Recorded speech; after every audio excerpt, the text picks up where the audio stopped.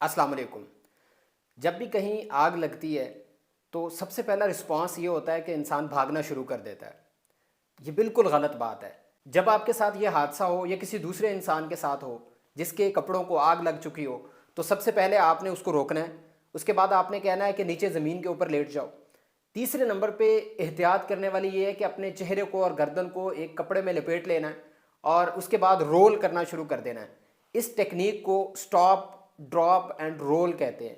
ये fire arm injury में जहाँ पर बहुत ज़्यादा आग लगी हुई हो किसी बिल्डिंग को, घर को या कपड़ों को, उसमें ये बहुत इफ़ेक्टिव टेक्निक है। हम इसके ऑपोजिट करते हैं। वो इंसान भागना शुरू कर देता है जिसकी वजह से आग को ऑक्सीजन मिलती है, वो और ज़्यादा भड़कना शुरू हो जाती है, तो इंजरी बहुत ज़्यादा बढ़ जाती है, जो नुकसान होता है वो बहुत ज़्यादा बढ़ जाता है। मैं हूँ डॉक्टर अबू बकर भुट्टा। आज इस वीडियो में हम चंद और भी एहतियाती तदाबीर देखेंगे जो आग लगने की सूरत में या बर्न की सूरत में आपको करनी होती हैं। आप इस वीडियो को आखिर तक देखिएगा। अगर ये वीडियो आपको पसंद आती है तो इस वीडियो को अपने दोस्तों से और रिश्तेदारों से ज़रूर शेयर कीजिएगा।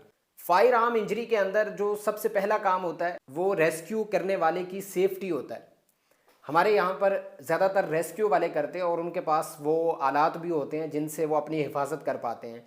लेकिन अगर कोई आपको मदद के लिए अभी तक नहीं पहुँचा तो आपने जिस इंसान को बचाना है या जिनको निकालना है वो सेफ्टी मेजर्स इख्तियार करने के बाद निकालना है। उसमें ये हो सकता है कि मास्क कोई आपको मिल जाए, कोई आपको ऐनक गॉगल्स मिल जाएं, अपने चेहरे को ढांप के जिस्म के ऊपर कोई गीला कपड़ा डाल के इस तरह से आप उस इंसान को निकाल सकते हैं। लेकिन अगर बहुत ज़्यादा आग लगी हुई है तो आपको कतन उस आग के अंदर या उस घर के अंदर नहीं जाना चाहिए जब तक आपके पास पूरे आलात ना हो। और ये आलात रेस्क्यू वालों के पास होते हैं, उनके पास आग बुझाने वाले आलात होते हैं, अपनी सेफ्टी के लिए किट्स होती हैं, हेलमेट्स होते हैं, एनक्स होती हैं, ये सारी चीज़ें उनके पास होती हैं। ये एक इंसान को आग से बचाने के लिए बहुत मौसर किरदार अदा करती हैं। आपने वहाँ से एक इंसान को निकाल लिया, किसी बच्चे को निकाल लिया, किसी खातून को निकाल लिया। अब उसके बाद वही टेक्निक अप्लाई करनी है। अगर वो बर्निंग प्रोसेस के अंदर है तो आपने उसको स्टॉप करना है, ड्रॉप और रोलिंग वाली टेक्निक अप्लाई करनी है कि उसको आपने कहना है कि रुक जाओ। मुतासरा शख्स को रोकने के बाद उसको ज़मीन पर लेटने का कहा जाता है और उसके बाद उसको कहा जाता है कि अपना चेहरा और गर्दन ढांप के रोल करना शुरू कर दो।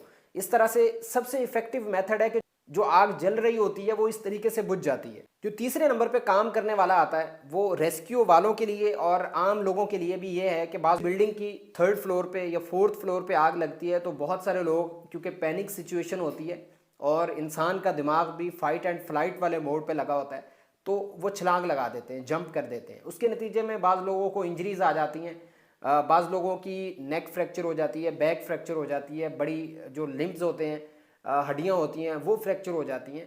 तो इस तरह का इंसान अगर आप उसको रेस्क्यू कर रहे हैं तो सबसे पहले उसका आपने ब्लड स्टॉप करना है।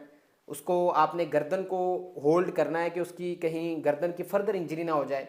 ये चीज़ें आपने करनी है। और कोई उसको मेजर उस वक्त इंजरी अगर चल रही हो जिसकी वजह से उसकी जान को ख़तरा हो सकता है तो उसको देखना है। जो चौथा पॉइंट आता है वो आम लोग भी कर सकते हैं, वो बर्निंग वाले हिस्से को कूल करना होता है। ये बहुत इफ़ेक्टिव मैकेनिज़्म है जिसके थ्रू आप फर्दर इंजरी को प्रिवेंट करते हैं, कम करते हैं। इसमें आपने टैप वाटर के नीचे मुतासरा हिस्से को कर देना होता है और आप ये 10 मिनट के लिए कर सकते हैं। इसमें ये जो मेथड इफेक्टिव होता है, यानी जलने के बाद 1 घंटे तक ये बहुत ज़्यादा इफेक्टिव है। ख़ास तौर पे जो पार्शियल थिकनेस होते हैं जिनमें पूरी स्किन हमारी नीचे तक इन्वॉल्व नहीं होती, उसमें ये बहुत ज़्यादा इफेक्टिव है। ये फर्दर इंजरी को भी कम करते हैं और ये जो दर्द की शिद्दत होती है उसको भी कम करते हैं। लेकिन इसमें एक ख्याल रखने वाली बात यह है कि आपने उस हिस्से को बहुत ज़्यादा ठंडा नहीं कर देना, क्योंकि बर्न के बाद जो बाकी कॉम्प्लिकेशंस में से एक कॉम्प्लिकेशन आती है वो हाइपोथर्मिया की होती है कि जिस्म बहुत ज़्यादा ठंडा हो चुका होता है और जो खून की गर्दिश होती है वो मुतासरा हिस्सों को भी कम हो जाती है और बॉडी के बाकी पार्ट्स को भी कम हो जाती है। तो हाइपोथर्मिया नहीं होने देना।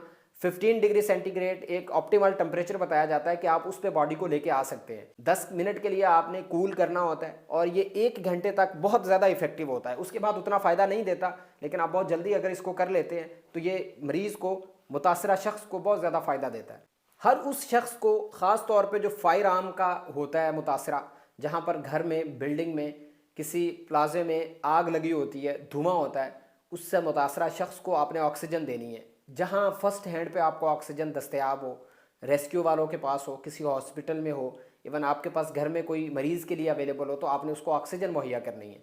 ये बहुत ही ज़्यादा इम्पॉर्टेंट है کیونکہ جہاں پر سموک ہوتی ہے، دھواں ہوتا ہے، وہ اندر سے اپنے لنگز کو انجر کرتا ہے، وہ وقتی طور پہ پتہ نہیں چلتا، اس کی جو علامتیں 6 گھنٹے 8 گھنٹے کے بعد آنا شروع ہوتی ہیں، اور بہت سے لوگوں کو جب یہ والی انجری ہوتی ہے تو اسی وجہ سے ان کی موت بھی واقع ہو جاتی ہے۔ تو آکسیجن بہت ضروری ہے، خاص طور پہ فائر آرم والی انجری جو برن ہوتا ہے اس کے اندر۔ جو آخری کام اس میں کرنا ہے پری ہاسپٹل سیٹنگ سے پہلے، یعنی ہاسپٹل پہ پہنچنے سے پہلے، وہ آپ یہ کر سکتے ہیں کہ آپ اس کے لمب کو ایلیویٹ کر سکتے ہیں۔ ایک مریض کا ہاتھ جلا ہوا ہے تو آپ اس ہاتھ کو ایلیویٹ کر دیں، اس سے ایک تو اس کو درد کم ہوگا، دوسرا اس کے سوجنے کی ریشو کم ہوگی، یعنی سویلنگ کم ہوگی، ایڈیما یہاں کم ڈیولپ ہوگا، اور یہ اس کی پروگنوسس بھی اچھی ہوگی، اس کے علاج بھی کم کرنا پڑے گا اور یہ جلدی ٹھیک بھی ہوگا۔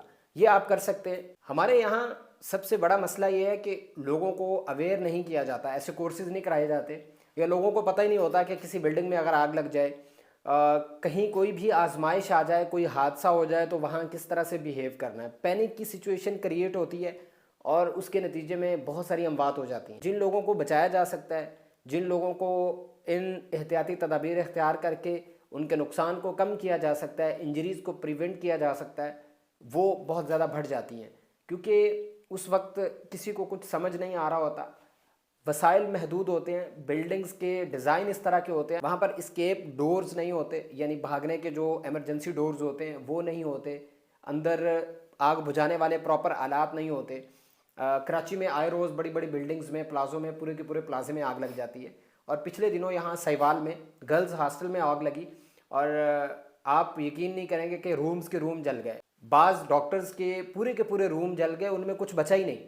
تو یہ سیفٹی معیار بنانے سے لے کر چلنے تک ساری کی ساری اس کے اندر آتی ہیں، اور اس کے نتیجے میں ہی یہ والے جو خطرات کم کیے جا سکتے ہیں، خاص طور پہ جو فائر آرم ہوتا ہے اس میں سے بچا جا سکتا ہے۔ لیکن لوگوں کو ٹرین کرنے کی، لوگوں کو ان حادثات سے بچنے کی ایک موک ٹریننگ یا ایکسرسائز کرانی چاہیے کہ اگر کہیں کوئی حادثہ ہو جائے، فائر آرم ہو جائے، کہیں آگ لگ جاتی ہے، تو آپ نے وہاں کیسے بیہیو کرنا ہے، اپنے آپ کو بھی بچانا ہے، سب سے فرسٹ پریورٹی آپ کی یہ ہونی چاہیے، اور دوسروں کو کس حد تک کہاں جا کے بچانا ہے۔ اور اسی میسج کے ساتھ یہاں اختتام ہوتا ہے۔ دعا ہے کہ مالک آپ کو، آپ کے گھر والوں کو اپنی حفظ و امان میں رکھے۔ اس ویڈیو کو صدقہ جاریہ سمجھ کے اپنے دوستوں سے، باقی لوگوں سے ضرور شیئر کیجئے کہ کسی کی ایمرجنسی میں یہ ویڈیو کام آ سکتی ہے۔ اور اگر آپ نئے ہیں اس چینل پہ، اس چینل کو سبسکرائب کر لیجئے، اس پیج کو فالو کر لیجئے۔ مجھے دعاؤں میں یاد رکھیے۔ اللہ حافظ۔